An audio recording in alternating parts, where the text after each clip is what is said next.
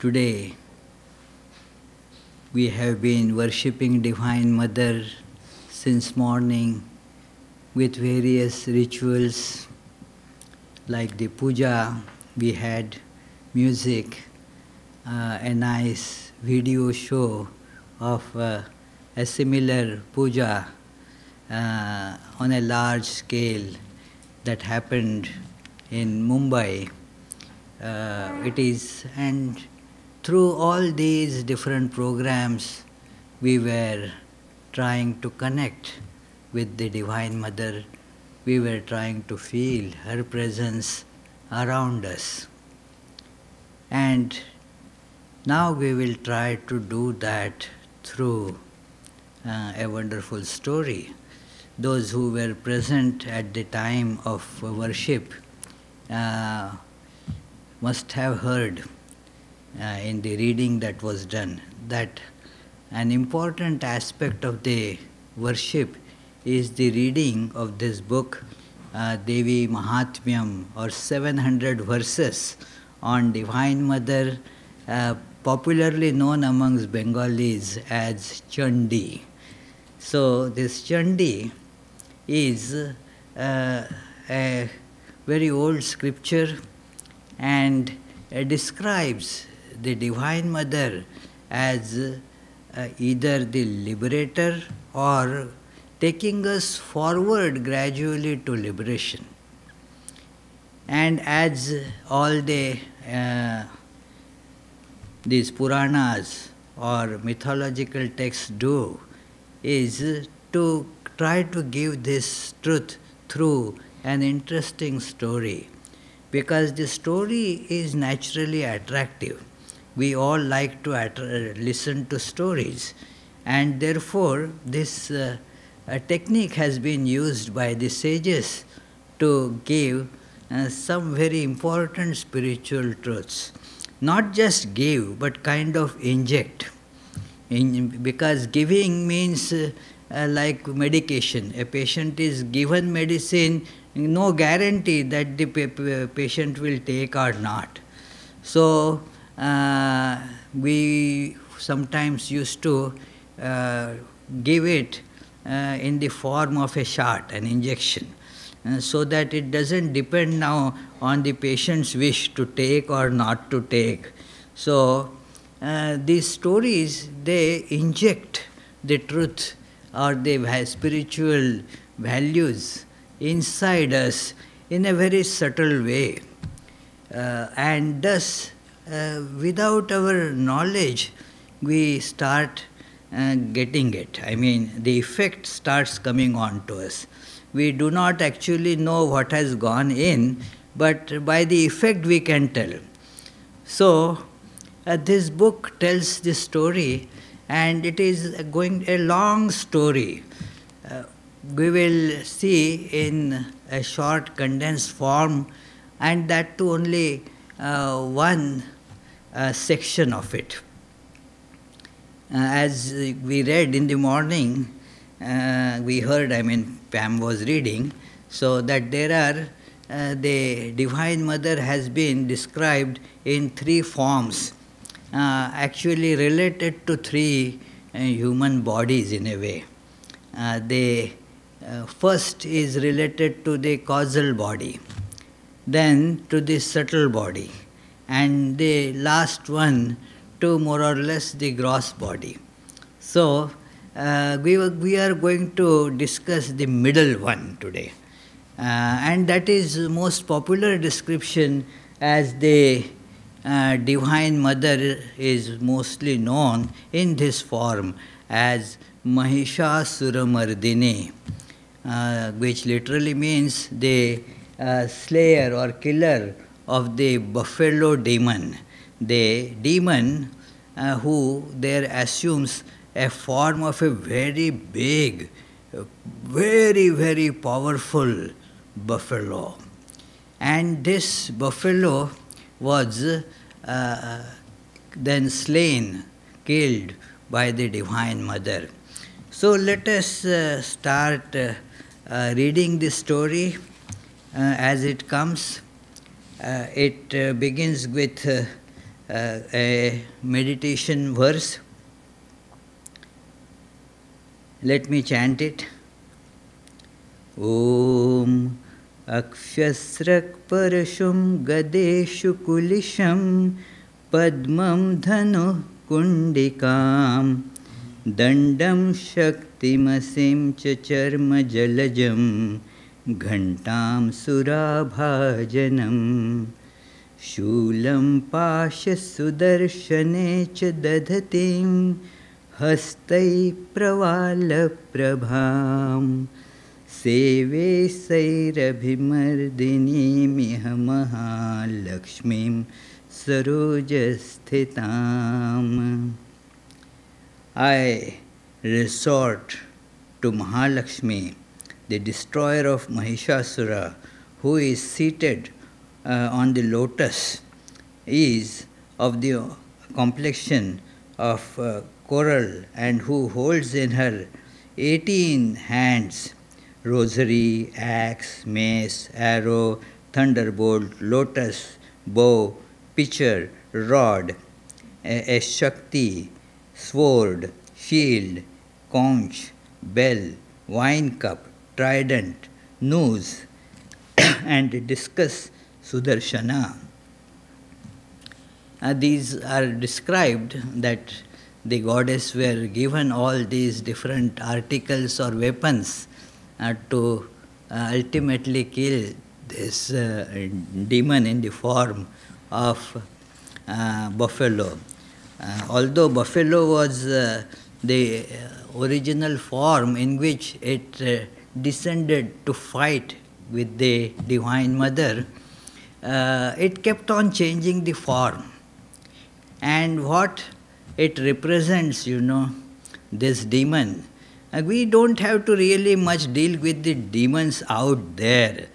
There are enough right here, So, this is a demon right here, which has been objectified. And at this level of subtle body, this demon has the manifestation. We all know that manifestation. None of us is devoid of that demon, and that is ego. And this ego becomes, as we know, the biggest obstacle in our spiritual life. I am so and so. Sometimes good, sometimes not so good, and so forth. But we characterize ourselves as a separate entity and thus lose the oneness that I am really all-pervading reality.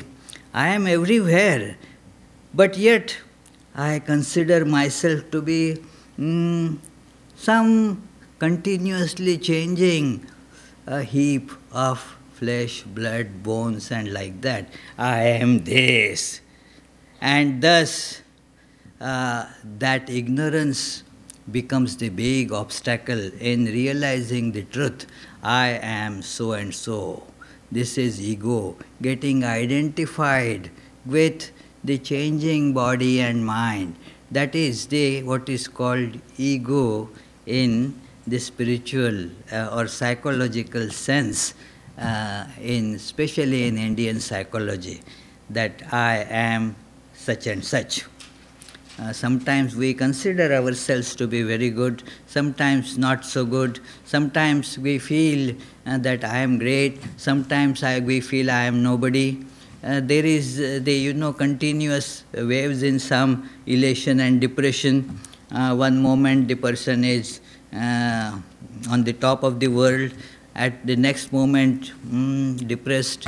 And so this is because this unchanging I gets associated, or not just associated, friends, identified with that which keeps on shifting continuously. So this obstacle in us, it kills really or defeats all the great spiritual values that we already possess. we do have, all of us, without exception, we all have this spiritual germ in us, very powerful spiritual germ, because after all it is based on truth. It is not that we are sinners, basically we are divine.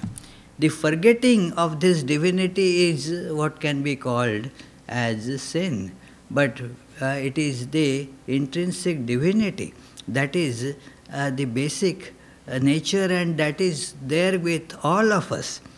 But this demon comes up, ego, and this demon therefore does not allow any of the virtues, any of the spiritually important qualities in us to function at all. And this is described in this this second section of this book.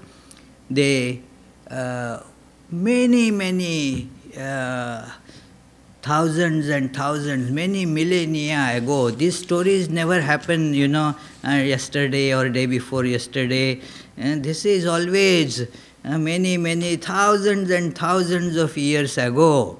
So this demon became powerful. As you see, they describe always a continuous struggle or warfare between the virtues and the vices. Just like in our life, virtue and vice means I know what I should be doing, and when I do that, I am virtuous. I know I have to do this, and when I do exactly what I should be doing, then I am virtuous. But when I know I should be doing this, my conscience tells me I should be doing this, but do exactly opposite, then that is the vice. That is, that takes us away from our ideal. So, these are the two tendencies, and the fight between them is a human life. And in one such fight, a big battle that was won by this ego demon, Mahishasura. And so all these, in these books called Devas, and the Devas, they were all defeated. The virtues were all defeated, completely vanquished, devoid of all their powers, and thus completely pushed into slavery. They went to their originator, who is the creator, Brahma. And Brahma said to them, well, I can't help you myself, but let us all go to Shiva and Vishnu. So they went to the abode of Shiva and Vishnu. These are all the very symbolic characters, Shiva and Vishnu. We say that they are the deities, but what it actually does is symbolizes certain powers which are spiritually capable of elevating us, illumining us. So they go all with Brahma leading the crowd. All of them went to Shiva and Vishnu, and then narrated that what happened. This demon, Mahishasura, he, buffalo demon, has defeated us, snatched away all our territories. All our powers are now taken away by him alone. He rules everything, and thus we are all reduced to no entities. And when Shiva and Vishnu heard this, they kind of became angry. Angry does not in the normal sense. When normally a person becomes angry, does something irrational. Anger is the first casualty when a person becomes angry, is that the brain is shut off. But here, the anger only means that they saw the urgency of doing something now. And what is that urgency? Something has to be done now to eradicate this ego demon. Mahishasura, this a demon taking the form of a huge buffalo. So, here is the indicator, that how these scriptures tell us. The goddess arose from them. Let me read. Then issued forth a great light from the face of Vishnu, who was full of intense anger, and from that of Brahma and Shiva too. From the bodies of Indra and other devas also sprang forth a very great light, and all this light united together. That is this goddess. This goddess is the light contributed by all. All our powers, all our virtues have now to be directed, focused to the goal, to the ideal. They have to become consistently powerful and strong. Then that power becomes useful. This is what is happening here. That is the goddess. Nobody else is making the goddess. The goddess is brought in by all these different devas, the virtuous beings. They focused their power, their light, and all this effulgence got together, became huge. The devas saw there a concentration of light like a mountain blazing excessively. It is, just imagine, a mountain blazing excessively. Ativa tejasa kutam jvalantam iva parvatam. That is the Sanskrit expression, that it is intensely, immensely illumined and effulgent, shining, as if a huge mountain has caught a big inferno. So like that, it was shining before them. Then that unique light produced from the bodies of all the devas, pervading the three worlds with its luster, combined into one and became a female form. This light condensed further, became more and more luminous. All the luminosity got condensed into that human form, female human form. That is this goddess, full of now the luminosity and whatever that goes with it, tremendous power.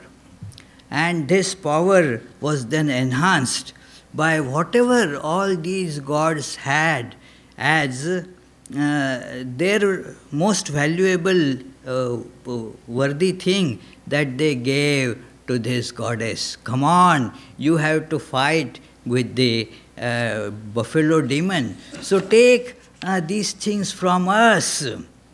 Nobody, see, when our various different faculties, they start fighting amongst themselves, then this ego gets the power. If we all unite these, our spiritual powers, then they become together very strong. So this is an advice to us, that our intellectual faculty, emotional faculty, our actions, all of them need to be harmoniously blended and connected to our spiritual goal. And that makes for power. We all have heard right from childhood this wise dictum that united we stand, divided we fall. So this division, our emotional side is fighting with our intellectual side. Imagine, both in us. What will happen of ours? A big tug of war going on. So therefore, we cannot fight then with the external enemy. So this demon then becomes powerful. So now what has been done? That they were given this, describes in details, that by that which was Shiva's light, her face came into being, by Yama's light, her hair, by Vishnu's light, her arms, and by Chandra's light, her two breasts, by Indra's light, her waist, by Varuna's light, her shanks and thighs, and by Earth's light, her hips. By Brahma's light, her feet came into being. By Surya's light, means sun, Surya, her toes. By Vasu's light, her fingers. Vasus are again a depiction of the powerful beings, celestial beings, who control certain universal functions. So they describe there are 8 Vasus. So all of them together, they gave her the fingers. By Kubera's light, her nose. By Kubera is the heavenly treasurer. So has lot of money, you can see. So he gives her the nose. By Prajapati's light, her teeth came into being. And similarly, by Agni's light, her 3 eyes were formed. The light of the 2 Sandhyas means 2 points where the day and night kind of merge. Twilight times, the 2 twilight times when the night gets merged into morning, the dawn, and then when the day merges into night, the evening dusk time. So they became her eyebrows. The light of Vayu, her ears, the manifestation of the lights of other devas too, auspicious. It was all came to this great goddess. See how powerful she became now. Otherwise they were all just slave to ego. When we become slave to our egos, then none of these powers help us spiritually. In fact, we shoot on our feet, that's all. So it is, therefore, this Devi is in us. We can make that goddess by putting all these into, putting all the powers that we possess, various aspects of our personality have to work in unison, and that is goddess. And then she is now very powerful. Remember that Vedanta mentions this again and again, that all power is in you. Swami Vivekananda, echoing this, says in one of his letters, when his brother disciples were kind of depressed that Swami Vivekananda is telling our brother disciple, all right, but he is telling us to do such big work, we handful of people, and we don't have money and all this, how can we do it? Then he writes a very inspiring couplet to them in Sanskrit, which says that, look, you have all power in you. Kinnam rodashi sakhe tvai sarva shakti amantrayasva bhagavan bhagadam swarupam. That in whose name are you weeping, O dear? All powers actually are within you. Just invoke your divinity and you will see the whole world is at your feet. So this is the goddess that we all have and we have to invoke that for what reason, for what purpose? To curb the ego, to destroy the ego. And that is the big challenge. Because this ego is very powerful, takes so many different forms, as we will see.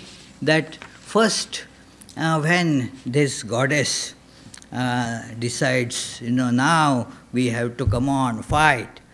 As soon as the goddess was seen, goddess didn't actually begin fight as such. The enemy, the demons' forces started attacking her. But because she was so powerful, these demon armies were all annihilated in no time. The two very powerful generals of this demon, they tried to fight, but ultimately they also were slain. I am not going into the very graphic description of the battle, because the interest, again the point is the story has to be interesting. So to make that the part of battle is kind of spread. So many details are given, how she killed this and how she killed that and how her lion killed that demon and so forth. So to give a graphic description so our mind gets engaged, because the stories of the battle, stories of war, they are very interesting. So people just get absorbed in reading about them. War is not interesting for those who fight it, they are, but those who have to read the stories, they get so engrossed in it. So this is we are just reading, not fighting. So no problem. So I will avoid all that details of description because we don't have that much time. But she is fighting. One thing that is mentioned, that she is not tense at all. She is not overburdened by this big battle coming up. She is calm. She is assured that of her power. She is confident that these demons cannot do any harm to me, and if they come to battle with me, they are surely going to get destroyed. So that calm, this self-confident nature, that is there. No perturbance at all, no anxiety, what will happen, whether I will win or whether those demons will win. No such idea at all. Let us remember, this is a point to be remembered in our spiritual life. Many of us get scared. Oh, Swami, nothing is happening. It is so many years now. Sometimes they start complaining even with, in a couple of months. I started complaining, what will happen? Nothing has, 3 months now I am practicing spiritual discipline. Nothing seems to have changed. Well, we become upset, perturbed, because we are not really so focused and so dedicated. Once we get into that mode, then we can see automatically, we know that the victory is ours because we are real. The unrealities can momentarily frighten us, but unrealities can never actually defeat us. Just think of it, when you are seeing a dream. There may be a big lion and even this buffalo demon in the dream. And the dream you will get scared. But the real you has no fear because it knows that there is no buffalo coming in this room. I am sleeping on my cozy bed and there is no buffalo or no danger there at all. So this we have to be convinced of that our real nature is divine and is going to conquer. There is no doubt about that. This has to be told to us again and again, that the untruth, howsoever powerful it may seem, actually it cannot hurt the truth. The truth remains always the conqueror, can never be conquered. So, with that assurance, calmly we should go about this fight. The Divine Mother is fighting on behalf of us. And so, whose is going to be the victory? Whose is going to be the victory? Can you tell? Who is going to win? If Goddess is fighting on behalf of us, who is going to win? Us. Sure.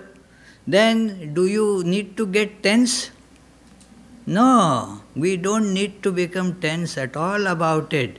Should we entertain any doubt about it? No, there is absolutely no doubt about it. So, this Goddess is going about her business as if there is no tension, just regular business of eliminating all these demons, not tense at all. And thus, as the generals were defeated, this demon himself came to battle. And then he started taking many, many different forms. When that demon's buffalo form was actually hit, then it changed into a different form. Then again another form, again another form. It became an elephant, it became a lion, it again became a buffalo demon back. So it kept on changing the form. This is exactly how our ego behaves. If we observe, it changes the form. It is so, the idea is that we don't have to just kill the form of the demon, but the demon. It comes in front of us that yes, well, I am, the form appears to be, I get angry very often. It is certainly not a good thing, I understand, as it is a demon. Nobody in their calm moment never see anger as a virtue. I become angry very often. How can I stop becoming angry? And then what happens is, then when the anger is attacked, okay, I will not become angry. Whenever the anger starts surging up, I will start counting 1, 2, 3, take a deep breath and so forth. So the anger part, that form will get suppressed by it. The demon will not get eliminated. It will come in a different form. It will take the form of, say, lust. It will look different, but it is again the demon. So it will try to attack you again. So the Goddess kept on fighting and fighting. She knew that the changing of the form, killing of the form is not eliminating the demon. So, and she is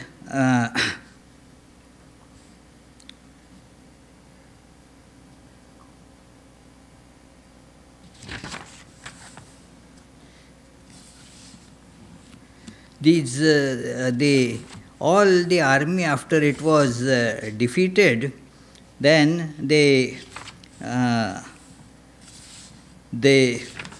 all it was, everywhere it is all bloodshed, all the demons' bodies were all scattered around, and then the great Asura flung at the Bhadrakali. the Divine Mother also changing the forms. Therefore, we have the different forms of the goddess that fight this ego demon. Mahishasura is being fought and in different forms. She appears differently. Seeing that big pike coming upon her, the Devi lured her pike, Devi hurled her pike that shattered his pike into 100 fragments, and the great Asura himself, Mahishasura's very valiant general, having been killed, Chamara, the afflictor of the Devas, mounted on an elephant and advanced. These are the generals. One general was killed, another general was also then killed, and then Mahishasura, the great in valor, pounded the surface of the earth with his hoofs in rage, tossed up the high mountains with his horns, and bellowed terribly. Crushed by the velocity of his wheeling, the earth disintegrated, and lashed by his tail, the sea overflowed all around. See how graphic the description is. That actually, if we see, this is what happens in our world too. When this ego becomes powerful, starts running about here and there, the earth, our all stability is broken into pieces. And the waters, all the other buffers that we have, they also go about, start splashing all around. So, pierced by his swaying horns, the clouds went into fragments. Cast up by the blast of his breath, the mountains fell down from the sky in hundreds. Mountains in the sky, because of his breath. The demon's breath was so powerful that they came down. Seeing the great Asura swollen with rage and advancing towards her, Chandika, now her form became Chandika, displayed her wrath in order to slay him. She flung her nose over him and bound the great Asura. This is symbolism is very interesting here. That this ego, before you can actually kill it, has to be contained. Put the snares or the noose around it, bind it, so that it will not have all its powers available. Like a person tied down, maybe very powerful, but when tied down can't move. So this demon, this Mahishasura was tied down. So we have to tie down the ego, should not let it move. It is an interesting thought, whenever the ego vibration comes, we have to tie it down. Okay, you say you are very intelligent, come on, let me tie it down there. And then immediately we will see that we are not that intelligent. That ego will get suppressed automatically. It is only when we allow it to move freely, then its powers become visible. So contain it, tie it down.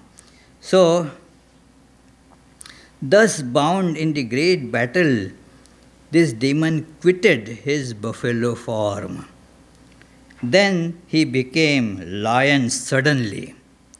While Ambika, now she also from Chandika became Ambika, cut off the head of his lion form, he took the appearance of a man with a sword in hand. Immediately then, the Devi with her arrows chopped off the man together with his sword and shield. Then he became a big elephant. if we observe, we can see how these different forms our ego keeps on taking. That, yes, I am, sometimes I say very intelligent, I am sometimes very powerful, sometimes I am very sensitive person, sometimes I can say so many things about myself. Sometimes, no, I am very frugal. I am frugal, others are miserly, when I speak about others. They do the same thing, but when it is spoken about me, yes, I am firm and resolute. Others are stubborn. Same thing, but when used for me, it takes a nice, good, lovable form. So, this becomes the form of the ego then. Then sometimes, yes, I am a good singer, I am a good poet, I am a very shrewd politician. So many different types it comes. The ego keeps on taking these. And then we have to see, as soon as it is taking it, don't let it become big. Cut it right there. The elephant tugged at her great lion with his trunk and roared loudly, but as he was dragging, the Devi cut off his trunk with her sword. The great Asura then resumed his buffalo shape and shook the three worlds with their movable and immovable objects. Enraged thereat, Chandika, the mother of the worlds, quaffed a divine drink again and again, and said to, okay, wait, it said to him that, well, let me have a little drink, and then I will, because she has been, in her description, she has been handed a bowl full of rejuvenating drink. So, madhu, that filled with, because if you get tired, you should have something to drink. So, one hand is actually holding the cup that is always filled, never getting empty. So, that is in her hand, and she said, okay, I am just sipping this drink, and then I will take care of you. Not perturbed at all. She has to do when she needs nutrition, she will take it. And the Asura also roared, intoxicated with his strength and valor, and hurled mountains against Chandika with his horns. And she, with the showers of arrow, pulverized those mountains hurled at her, and spoke to him in infuriated words. The color of her face accentuated with the intoxication of the divine drink. The Devi said, roar, roar, O fool, for a moment while I drink this wine. When you will be slain by me, the Devas will soon roar in this very place. It is, this is actually when the voice becomes very powerful and we become concerned that will there be any time that it will go away. I remember here a conversation of a spiritual aspirant asking the question to Swami Shivananda, a very close disciple of Sri Ramakrishna. And he was being asked by one monk that, well, even though I am doing this spiritual practice, why these bad thoughts come again and again? They are just thoughts, I am not doing anything bad, but why should they come up? And Swami Shivananda smilingly replied, "Well, continue what you are doing, continue your practice. A time will come when you will ask this question in a different style with different tone. You will ask me, well, I wonder how can these thoughts come at all to anybody? It is, they will not, because you will go beyond this stage and you will wonder that how can they even make their presence. So, continue, continue. That is the idea. So, this goddess said that, okay, while I am taking a little break, you can keep on roaring, but remember, in a few minutes, where you are roaring, you will hear the roar of all the devas, that is the virtues. They will be roaring like this in your place. So all our virtues will just come up when, because this demon is going to get slain. And then the sage who is narrating this story said, having exclaimed thus, she jumped and landed herself on that great Asura, pressed him on the neck with her foot and struck him with her spear, and thereupon caught up under her foot, Mahishasura half issued forth in his real form from his own buffalo mouth, being completely overcome by the valor of the Devi. The fighting thus with his half-revealed form, the great Asura was laid by the Devi, who struck off his head with her great sword. Then, crying in consternation, the whole demon army perished, and all the hosts of devas were in great exultation. With the great sages of heaven, the devas praised the Devi. Again, let us not forget that this Devi was made by all of them coming together, focused to defeat the ego. Ego is not an external demon. It is right sitting in us, and that is why not easy to be defeated. So when this demon was eliminated, all the virtues naturally they became very elated. They knew that this is all the fight won by this Devi, the goddess, the Mother Durga for us, and started praising. And this is a very beautiful prayer. Many recite it actually every day. There are 4 prayers in this book Chandi.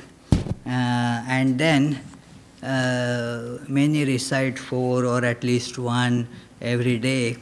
And one of these is this, that it is, I will just read one verse. Devyaya tatamidam jagadatma shaktya nishesha deva gana shakti samuha murtya tamambikam akhila deva maharshi pujyam bhaktya natasma vidadhatu shubhanisanah.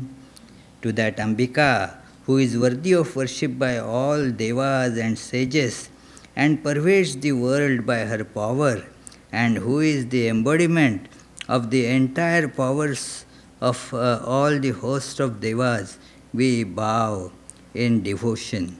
May she grant us auspicious things. So this is, let this be our prayer. May we take refuge in this goddess who killed this demon, and the one who actually pervades the whole universe. Jagadatma Shaktya, a beautiful word. How does she pervade the whole universe? By becoming the self of everyone. Everybody has self. So, and who is that self? The goddess is that self.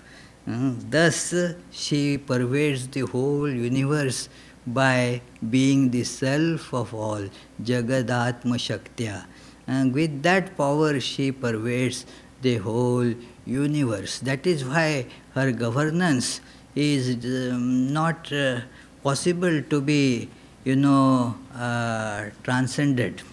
And nobody can escape her governance because she governs from inside and not from outside. So, on this auspicious day, let us take refuge in this goddess. As I told you, there are 3 sections in this book. The first section refers only to the causal body, where the demon is this ignorance, and it has 2 forms. 2 forms there are. Madhukaitabha means the attraction and repulsion. The world and I, this connection, how is it? We get attracted to something and repelled by something. So this is one form, and it becomes a terrible bondage. So here, the demon came out just because of the forgetfulness of our real nature. That forgetfulness of our real nature makes me feel I need something. Otherwise, I don't need anything. I am full in myself. I am totality itself. I am the whole universe. I don't need anything. As I forget this, then what happens? I am so and so, little bit, and then I need all these things. That is, these are the 2 demons, Madhu, Kaitabha, and they are to be eliminated. They were eliminated by Lord Vishnu. So that is, and how Lord Vishnu tells this Mother of the Universe to, make these valorously fighting demons a little bit forgetful, so a little bit deluded. And in their delusion, they saw that, well, we are fighting, with Lord, but Lord is fighting with enormous bravery. We should appreciate that. So they said to Lord Vishnu, oh wow, we are very happy to see your prowess in war. We are pleased, and so we are granting you a boon. What boon would you like? And the Lord seizes this moment and says, grant me your death. And that's it. So they were slain by that. And then the last one, that is where this ego manifests externally in the form of lust and greed. So these 2, Shumbha, Nishumbha, their description and all, that is the last part of it. Maybe we shall think about it during next Durga Puja.